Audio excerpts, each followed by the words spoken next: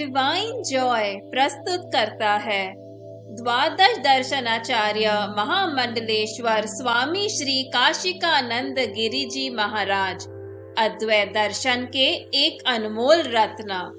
स्वामी जी एक दिव्य संत, प्रेरक गुरु, अतुलनीय विद्वान, अद्भुत शास्त्र उपदेशक एवं विस्तृत ग्रंथकार थे।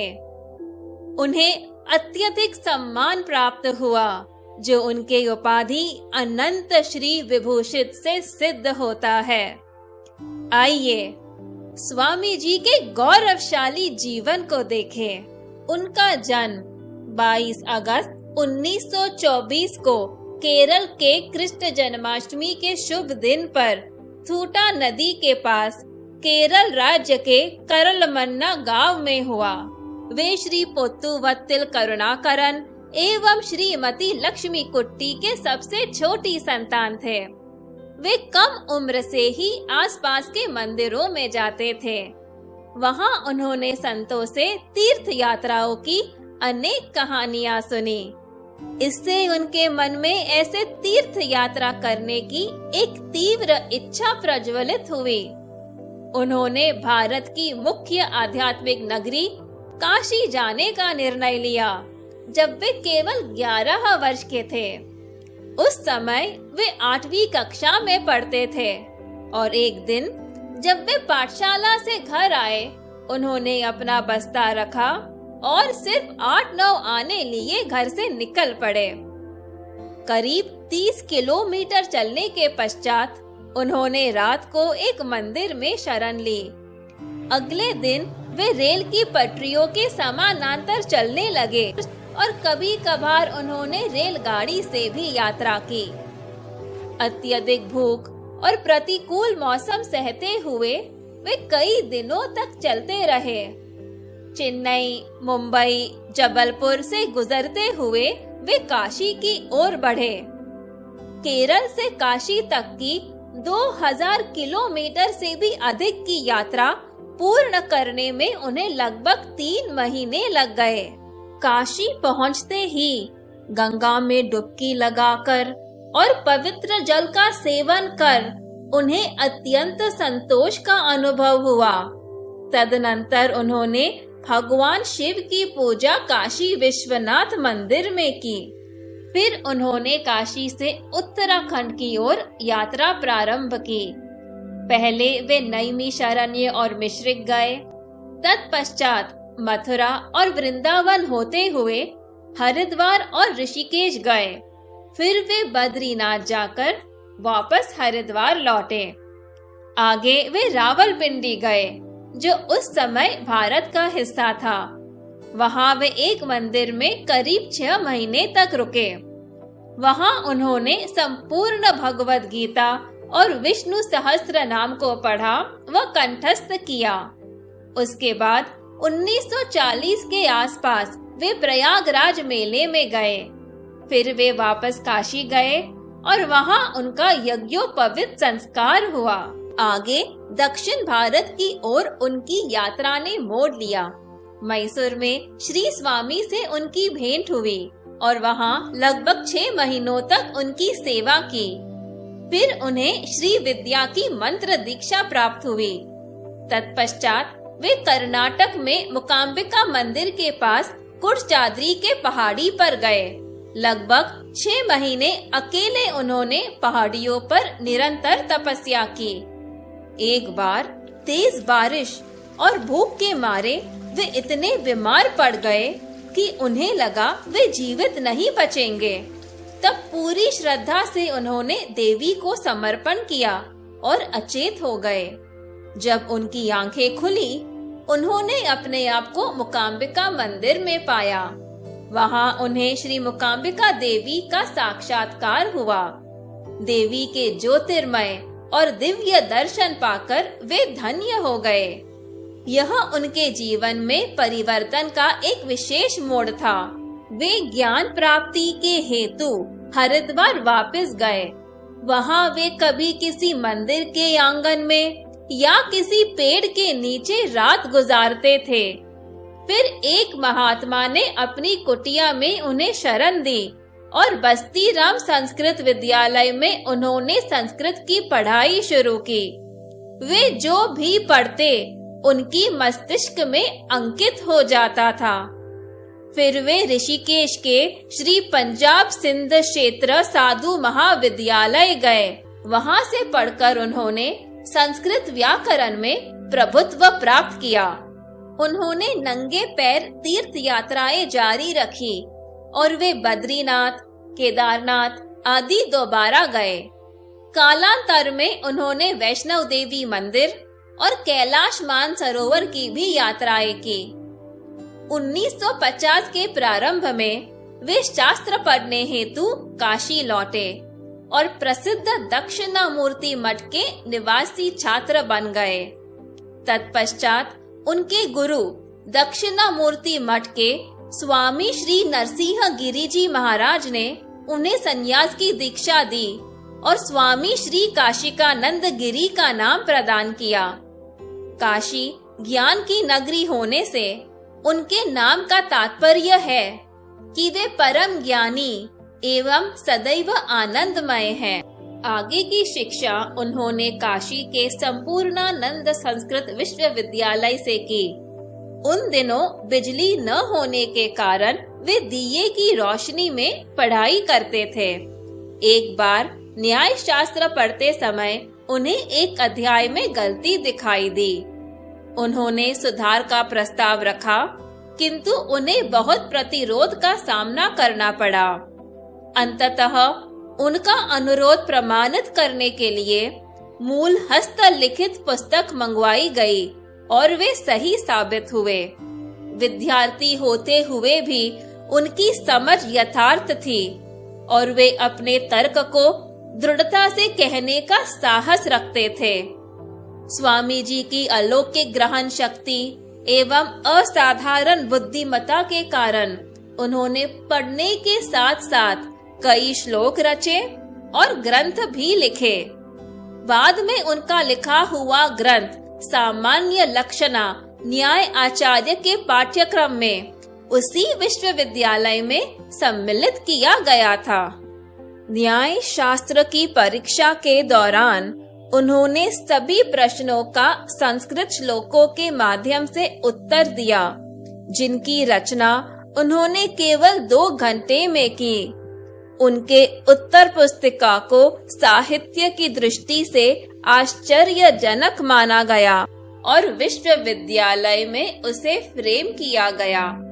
1958 में उन्होंने वेदांत, न्याय और अन्य विषयों में सफलतापूर्वक आचार्य पद को प्राप्त किया। उत्तर प्रदेश के राज्यपाल ने उन्हें सर्वश्रेष्ठ विद्यार्थी की उपाधि और 3 सुवर्ण एवं 1 रजत पदक प्रदान किए। स्वामी जी यद्यपि सभी दर्शनों के विद्वान बने, लेकिन उन्होंने अद्वैत दर्शन के सिद्धांतों को अपनाया। उसके प्रचार प्रसार के हेतु उन्होंने भिन्न भिन्न स्थानों पर प्रवचन किए। उन्होंने वेद, पुराण, वाल्मीकि रामायण, भगवद गीता आदि जैसे कई ग्रंथों पर प्रवचन किए।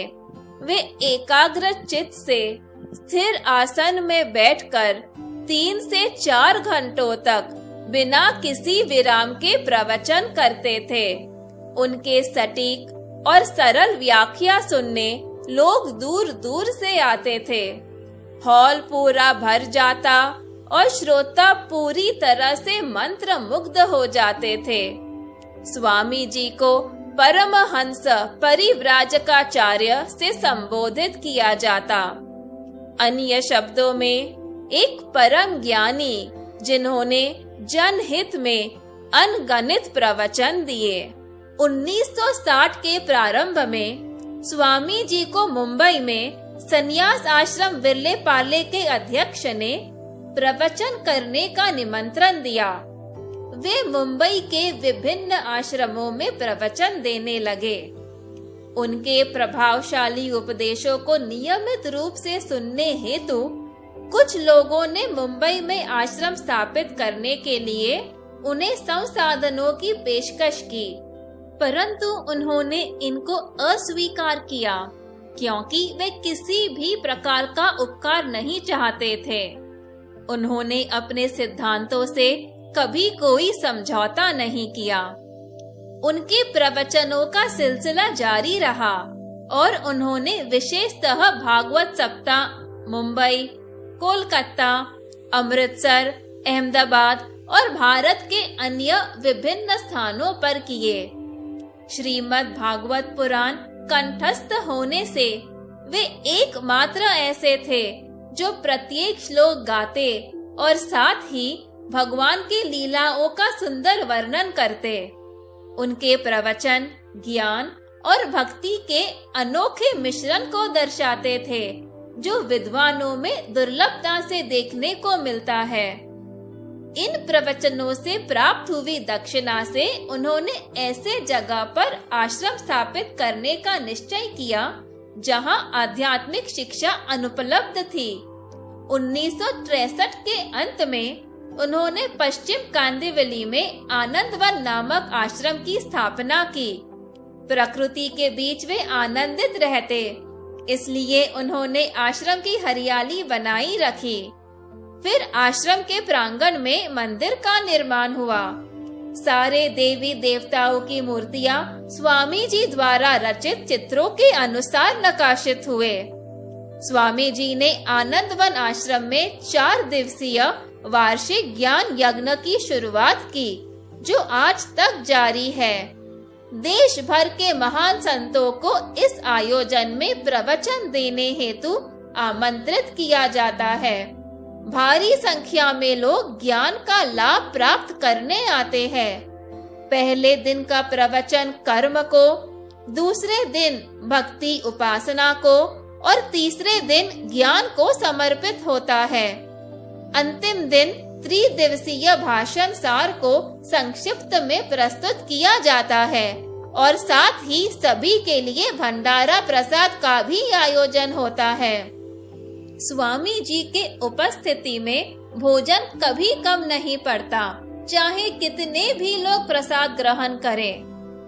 वर्ष के सभी महोत्सव, चाहे वह महाशिवरात्रि हो या नवरात्रि, रामनवमी हो या कृष्ण जन्माष्टमी, आश्रम में धूमधाम से मनाए जाते हैं। सभी व्यवस्थाएं और पूजा वैदिक विधि अनुसार उनके निर्देशन में किए जाते थे और आज भी जारी है। लोग उत्साह से समारोह में शामिल होते और आश्रम प्रार्थना एवं भक्ति से गूंज उठता था। मुंबई स्वामी जी का निवास स्थान बन गया था, लेकिन उनकी यात्राएं जारी रही और वे लगभग हर कुंभ मेले में उपस्थित होते। वहां वे पवित्र जल में डुबकी लगाते, देश भर के संतों के साथ सत्संग करते, प्रवचन देते एवं स्वाध्याय भी कराते। हरिद्वार में 1974 के कुंभ मेले में निरंजनी अखाड़े से उन्हें महामंडलेश्वर की पदवी से अलंकृत किया गया, जो संत समाज में श्रेष्ठ पद है। आगे प्रयागराज के कुंभ मेले में शास्त्रार्थ का एक प्रसिद्ध किस्सा है। शास्त्रार्थ का विषय था, क्या महिलाएं और किसी भी वर्ण के लोग संन्यास ले सकते हैं? स्वामी जी ने शास्त्रों के आधार से पुष्टि की कि वे भी संन्यास ले सकते हैं और यह उनके पुस्तक संन्यास विधि विचार में विस्तार से व्यक्त किया गया है। स्वामी जी चलते फिरते शास्त्र के नाम से काशी में प्रसिद्ध हुए। बड़े बड़े विद्वान शास्त्र से संबंधित संदेह की स्पष्टीकरण हेतु उनसे संपर्क करते थे। वे अपने विशाल ज्ञान सागर से हर प्रश्न का आसानी से समाधान कर देते थे। उनके उत्तर हमेशा सटीक होते हुए भी व्यापक होते थे। उनके शब्दों को आज भी अमूल्य और आधिकारिक माना जाता है। विभिन्न क्षेत्रों से जिज्ञासु विद्यार्थी स्वामी जी के पास अनेक विषयों पर विद्या ग्रहण करने आते थे। वे परिश्रमी और समर्पित शिष्यों को ही स्वीकृत करते थे। उनका नियम था कि जो भी पढ़ाया जाए उसका स्वाध्याय अगले पाठ से पहले पूर्ण हो, अन्यथा वे आगे नहीं बढ़ते। उनकी शिक्षा ऐसी थी कि सभी शंकाएं दूर हो जाती थी। 1988 की शुरुआत में भगवान श्री आदि शंकराचार्य जी के द्वादश शताब्दी के अवसर पर स्वामी जी ने संतों के साथ दक्षिण भारत की यात्रा शुरू की। जगह जगह उन्होंने महान विद्वानों के बीच संस्कृत में प्रवचन दिए। अंत में वे श्री आदि शंकराचार्य जी के जन्म स्थान केरल के कालड़ी नगर गए। वहां भी हमेशा की तरह उनके प्रवचन का प्रवाह इस प्रकार था मानो उनके मुख से ज्ञान की गंगा बह रही हो। अनंतर उसी साल में स्वामी जी का ग्रंथ द्वादश दर्शन संग्रह प्रकाशित हुआ। उस ग्रंथ में उन्होंने लगभग 100 संस्कृत श्लोक हर एक भारतीय दर्शन पर रचे और साथ ही उनका हिंदी अनुवाद भी लिखा। उन्हें द्वादश दर्शनाचार्य अर्थात 12 भारतीय दर्शनों के आचार्य की पदवी प्रदान की गई। आज के समय में वे ऐसे एकमात्र व्यक्तित्व थे जिन्हें सभी सूक्ष्म दर्शनों की इतनी गहरी समझ थी। 1990 में बेंगलोर के एक मंदिर में द्वैतवादी और अद्वैतवादियों के बीच शास्त्रार्थ आयोजित हुआ। सैकड़ों विद्वानों के बीच अद्वैत दर्शन के पक्ष का प्रतिनिधित्व करने के लिए स्वामी जी आमंत्रित किए गए। शास्त्रार्थ के दौरान उन्होंने अद्वैत दर्शन की प्रधानता को स्थापित किया। अतिरिक्त आखिरी दिन उन्होंने इस बात पर जोर दिया कि ऐसे विवाद समय की बर्बादी है और दोनों पक्षों के लिए हानिकारक है। इसके साथ ही वह कार्यक्रम का समापन हुआ। तथापि पत्रों के माध्यम से 3 और वर्षों तक शास्त्रार्थ जारी रहा। 1993 में स्वामी जी ने एक विस्तृत पत्र भेजा था जिनका द्वैतवादियों ने कोई उत्तर नहीं दिया। 5 साल तक द्वैतवादियों की लगातार मौन के पश्चात सभी प्रस्तुत किए गए तर्क उनकी पुस्तक अद्वैत विजय वैजयंती में प्रकाशित किए गए। स्वामी जी के अत्यधिक ज्ञान और साहस हेतु विद्वान और संत उन्हें कानन केसरी से संबोधित करने लगे। कानन अर्थात वन और केसरी यानी शेर। जिस प्रकार शेर जंगल का राजा होने के नाते निडरता से जीता है, उसी तरह सभी दर्शनों और शास्त्रों पर स्वामी जी की असामान्य पकड़ होने से वे ज्ञान के वन के राजा माने जाते थे। उसी समय के दौरान स्वामी जी ने केवल गायत्री मंत्र पर 5 महीनों में 150 प्रवचन दिए। उन्होंने गायत्री मंत्र पर विस्तृत भाष्य भी लिखा, जिसके लिए उत्तर प्रदेश के संस्कृत साहित्य अकादमी ने स्वामी जी का अभिनंदन किया एवं 1 लाख रुपए का पुरस्कार भी प्रस्तुत किया। इसी तरह भारतीय विद्या भवन ने भी उनके ग्रंथ लेखन कार्य हेतु उन्हें 1 लाख रुपए के पुरस्कार से सम्मानित किया। विभिन्न संस्थाओं ने स्वामी जी को कई अन्य पुरस्कार व पारितोषिक से सम्मानित किया। स्वामी जी ने सम्मानित राशि को ग्रंथों के प्रकाशन के लिए समर्पित कर दिया। मार्च 1995 में आश्रम के इमारत का नवीनीकरण हो रहा था। उस दौरान एक दिन स्वामी जी को प्रबल प्रातिभ ज्ञान हुआ और उन्होंने तुरंत सभी को इमारत से बाहर निकलने का निर्देश दिया। तत्पश्चात कुछ ही क्षणों में पूरी इमारत ध्वस्त हो गई। हालांकि सभी लोग सुरक्षित थे और मंदिर का भी कोई नुकसान नहीं हुआ। दुर्भाग्यवश उनकी कई हस्तलिखित अप्रकाशित पुस्तकें नष्ट हो गई एवं प्रवचन हॉल भी नहीं रहा। जब सभी उस घटना से व्यथित थे, स्वामी जी अविचलित रहे और वैदिक मंत्रों का उच्चारण करने लगे। शाम को एक पेड़ के नीचे बैठकर उन्होंने दैनिक प्रवचन को जारी रखा। उनका जीवन वास्तव में उनके द्वारा प्रचारित ज्ञान का प्रतिबिंब था। वर्ष 2000 के आसपास उन्होंने एक और आनंदवन आश्रम कंखल हरिद्वार में गंगा नदी के तट पर स्थापित किया।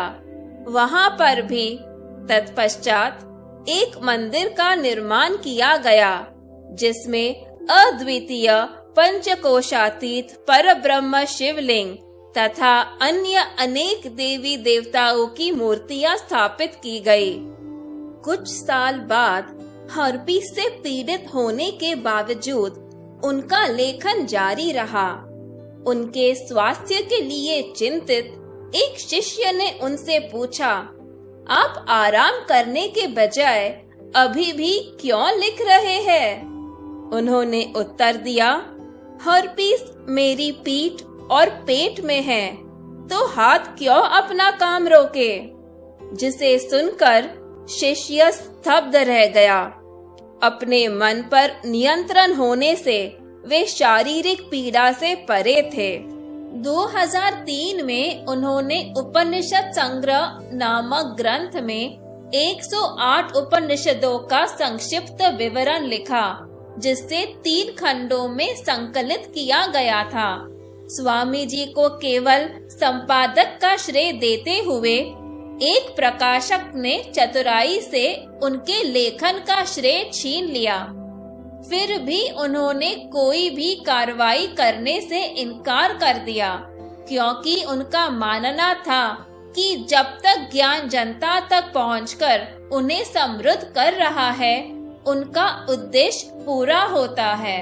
जनवरी 2006 में स्वामी जी ने हर रविवार सुबह को 1 घंटे ब्रह्म सूत्र पर प्रवचन प्रारंभ किया।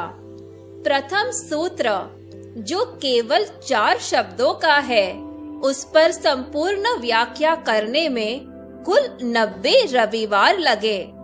यह उनकी पूर्णता का प्रतीक है। उन्हें कई बार संचार प्रसारण के प्रस्ताव आए, जिन्हें उन्होंने ठुकरा दिया, यह कहकर कि वे कुछ भी नया नहीं कह रहे, सिर्फ शास्त्रों के ज्ञान को ही दोहरा रहे हैं। एक परम ज्ञानी होते हुए भी स्वामी जी में अहंकार की झलक तक नहीं थी। स्वामी जी में अत्यंत करुणा और सहानुभूति भी थी। उनकी एक भक्त रोज ठीक समय पर उनके लिए भोजन लाया करती थी। वर्ष 2010 के आसपास एक दिन स्वामी जी सामान्य समय पर उनकी राह देख रहे थे, लेकिन वह नहीं आई। उन्होंने पूछताछ की तो पता चला कि उस भक्त के पति गिर गए थे, जिसके कारण उन्हें अस्पताल ले जाना पड़ा था। स्वामी जी ने तुरंत अपने 2-3 शिष्यों को नैतिक समर्थन एवं मदद के लिए अस्पताल भेजा। वे हमेशा अपने सभी भक्तों और शिष्यों की अपार सहायता करते थे। स्वामी जी ने सादगी और अनुशासन से युक्त जीवन जिया। विलासी सुखों और कभी कभी दान को भी नकारते हुए वे आश्रम में एक छोटे से कमरे में रहते थे। वह प्रतिदिन 3 बजे ब्रह्म मुहूर्त में उठकर ध्यान में लीन रहते। सुबह ठीक 6 बजे उनके कमरे का दरवाजा खुलता। वे फिर आश्रम के मंदिर में पूजा करते और उसके बाद आधे घंटे पैदल चलते।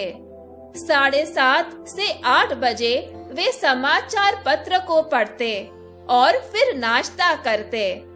तत्पश्चात वे 1 घंटे स्वाध्याय कराते और उसके बाद 10 से 11 बजे अपने शिष्यों को पढ़ाते।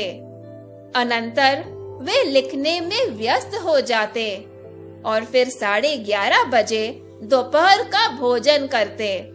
इसके बाद वे केवल 10 मिनट के लिए आराम करते और पुनः लेखन आरंभ करते। आश्रम में हर शाम 5 से 6 बजे तक प्रवचन होता और फिर लगभग 1 घंटे तक शिव महिम्न स्तोत्र एवं आरती इत्यादि होती। उसके उपरांत वे आश्रम में आए भक्तों से मिलते और सभी को प्रसाद देते। रात 8:30 बजे रात्रि भोजन करने के पश्चात 10 बजे सो जाते। स्वामी जी ने अपने जीवन को निस्वार्थ रूप से ग्रंथ लिखने, उपदेश करने एवं शिक्षा देने में समर्पित किया।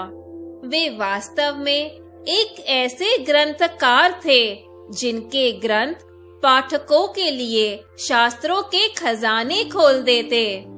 एक ऐसे उपदेशक जिनके शब्द श्रोताओं को ज्ञान के सागर में डुबो देते और एक ऐसे गुरु जिनकी शिक्षा बिना पूछे ही सभी सवालों का जवाब दे देती। वे जब भी अपने विचार व्यक्त करते, चाहे कथित या लिखित, तब ऐसा आभास होता जैसे ज्ञान की देवी सरस्वती माता ही स्वयं व्यक्त कर रही हो। अक्टूबर 2014 के आसपास वे हरिद्वार आश्रम गए। मुंबई से निकलने के पहले ही उन्होंने संकेत दिया था कि वे इस बार नहीं लौटेंगे। 24 अक्टूबर 2014 को कार्तिक प्रतिपदा के दिन 91 की आयु में गंगा नदी के तट पर उन्होंने अपनी इच्छा अनुसार समाधि प्राप्त की। देश भर से कई महात्मा, विद्वान, शिष्य एवं भक्त उन्हें श्रद्धांजलि देने हरिद्वार में एकत्रित हुए। अगले दिन पूरे अनुष्ठान और सर्वोच्च सम्मान के साथ उन्हें गंगा में जल समाधि दी गई। स्वामी जी अपने 200 से भी अधिक ग्रंथों द्वारा आज भी हमारे बीच है। उन्होंने अपने जीवन काल में लगभग 60,000 संस्कृत श्लोकों की रचना की और अनेक शास्त्रों पर भाष्य भी लिखे। उनका हर ग्रंथ उत्कृष्ट है, लेकिन उनमें से कुछ ग्रंथ जैसे तत्वमसि, उपनिषद भाष्य, भगवद गीता प्रवचन, 10 शांति मंत्र और ओम नमः शिवाय बेहद प्रसिद्ध है। वे कभी प्रसिद्धि के पीछे नहीं थे, लेकिन उनका मत था उनके ग्रंथ स्वयं उनका प्रचार करेंगे। अपनी परंपरा को आगे बढ़ाने के लिए अपने जीते जी उन्होंने महामंडलेश्वर स्वामी श्री मोहनानंद गिरी जी महाराज को अपना उत्तराधिकारी चुना था। 2020 के प्रारंभ में मुंबई के आनंदवन आश्रम में स्वामी जी के मूर्ति की प्राण प्रतिष्ठा वसंत पंचमी के शुभ दिन पर की गई। इस समारोह की शुरुआत भागवत सप्ताह से हुई, जिसे भक्तों ने अपने प्रेम से एक भव्य उत्सव बनाया। महान संत भी इस अवसर पर पधारे। अंतिम दिन हजारों लोग उनके दर्शन के लिए आए और प्रसाद ग्रहण किया। स्वामी जी की दिव्य अनुभूति और कृपा हमारे साथ है और सदैव रहेगी। शब्द नहीं कर सकते आपके अनंत विभूतियों का वर्णन। आपके चरण कमलों पर हम करते हैं पूर्ण रूप से समर्पण। भगवान की कृपा और स्वामी जी के आशीर्वाद से ही हमें यह वीडियो बनाने की प्रेरणा मिली। यह वीडियो स्वामी जी के गौरवशाली जीवन और कार्यों को अधिकतम लोगों तक पहुंचाने का एक विनम्र प्रयास है। यह जानकारी स्वयं स्वामी जी द्वारा व्यक्त किए गए उपाख्यानों के साथ साथ देश भर के महान संतों, स्वामी जी के श्रद्धालु शिष्यों एवं प्रिय भक्तों द्वारा बताए गए अनुभवों से एकत्र की गई है। हम उन सभी के प्रति कृतज्ञता अभिव्यक्त करते हैं जिन्होंने इस वीडियो को बनाने के लिए अपना अमूल्य समय दिया, परिश्रम किया एवं सहयोग दिया। हमारा किसी भी व्यक्ति, समुदाय, संप्रदाय या धर्म की भावनाओं को ठेस पहुंचाने का इरादा नहीं है। हालांकि यदि अनजाने में ऐसा हुआ है तो हम उसके लिए क्षमा प्रार्थी है। कृपया करके इस वीडियो को शेयर करें और हमारे चैनल डिवाइन जॉय 365 को सब्सक्राइब करें। धन्यवाद।